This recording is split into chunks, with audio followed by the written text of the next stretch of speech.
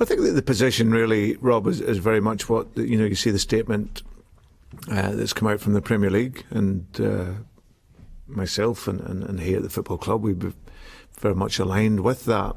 We see the sport and the competition being based around your domestic performance as opposed to anything historically.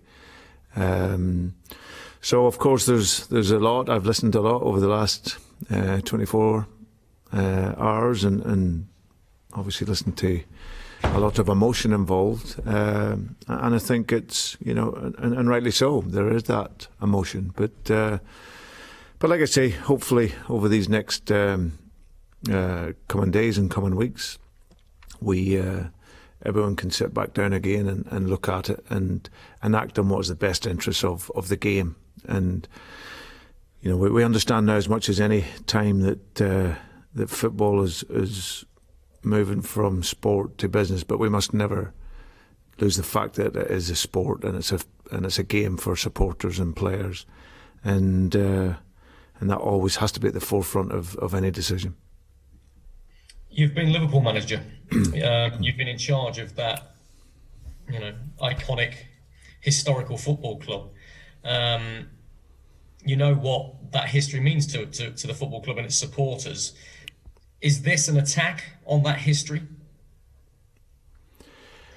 Yeah, but it's also for every supporter. The game is for the supporters and in turn the players. So I think there's been a line drawn in the stand here with all of this, and like I said, it's moved across into what looks very much a purely business proposal, and like I say, all the merits of teams and the reward in sport and competition. It looks like from the outside that that isn't really taken into the ideas going forward. And listen, who knows? We see the evolution of the game, teams that progress and develop, and that's the beauty of this, this league. That's why it's the most watched league in world football.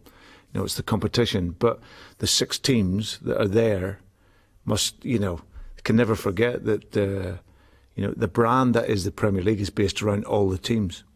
The roots of their success is also based around every other team because of the competition. The bottom team can beat the top team, and that's why you succeed. Leicester won the title in 2016.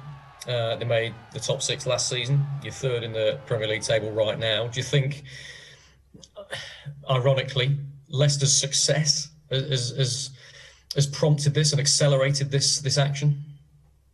Well, I certainly think it will have played a part. I think that probably throughout Europe, looking at it, Leicester City, like you say, it's maybe not what is wanted, but the story for the game and everything shows that what can happen in sport. So yeah, and listen, our job, I always said when I came into here, was to disrupt the market. It was to come in, and whether you were self-appointed in the top 6 or not, I always said what defines the top 6. So clearly it must be money. And what we've tried to do is we've tried to disrupt that in a football way.